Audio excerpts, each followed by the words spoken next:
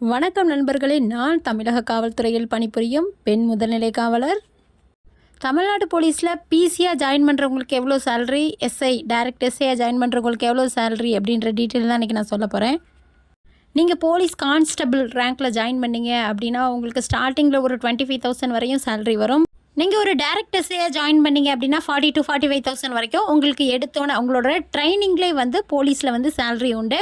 மற்ற டிபார்ட்மெண்ட் மாதிரி இல்லை, நம்மளுடைய ட்ரைனிங்லேயே வந்து நமக்கு சேலரி கொடுத்துருவாங்க. என்ன அப்படின்னா பேசிக் அமௌண்ட், அதுக்கப்புறம் TNS allowance, house rental allowance, risk allowance, washing allowance.